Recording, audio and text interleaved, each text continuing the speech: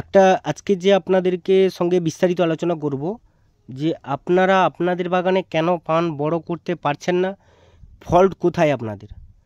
প্রথমত বলবো যে, আর দ্বিতীয় কথা হচ্ছে ইকো+1 এবং ইকো+2 কী রেজাল্ট রয়েছে আপনাদের সামনে আজকে ভিডিওর মাধ্যমে তুলে ধরলাম। আমি অনিকেত এগ্রিকালচার থেকে অনিকেত মণ্ডল।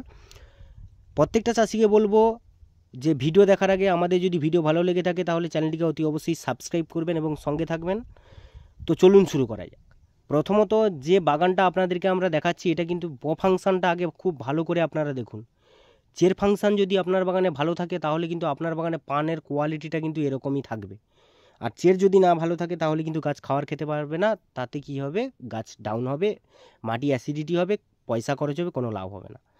তো ইকো+এর কথা যে আমরা আপনাদেরকে বলেছি আমাদের ভিডিওর মাধ্যমে, ইকো+ হচ্ছে কীভাবে নিয়ে এসছে আপনাদেরকে দেখাচ্ছি, পানের কোয়ালিটি কীরকম নিয়ে এসছে আপনাদেরকেও দেখাচ্ছি।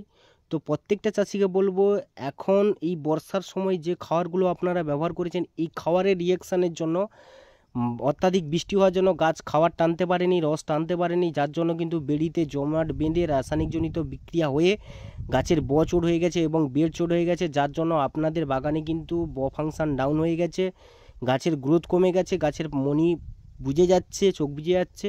তো নানা রকম সমস্যা। তো যে সমস্ত চাষি এখনও পর্যন্ত এরকম সমস্যায় ভুগছেন সেই সমস্ত চাষিদের একটা ভালো কথাই বলবো যে আপনারা অতি অবশ্যই আমাদের ইউটিউব চ্যানেলে যে কন্ট্যাক্ট নাম্বার রয়েছে, কন্ট্যাক্ট নাম্বারে ফোন করুন, আপনার ঠিকানা দিন। আমাদের যে প্রোডাক্ট রয়েছে ইকো+1 এবং ইকো+2 অতি অবশ্যই গোড়ায় জল করে ব্যবহার করুন। দেখবেন আপনার বাগান 7 দিনের মধ্যে আবার পুনরায় নতুন করে ভালো হয়ে যাবে, পানও ভালো পাবেন, গাছও ভালো থাকবে। এবং প্রত্যেকটা চাষিকে বলবো কন্ট্যাক্ট নাম্বার রয়েছে স্ক্রিনের মধ্যে, আপনারা অতি অবশ্যই চ্যানেলটিকে সাবস্ক্রাইব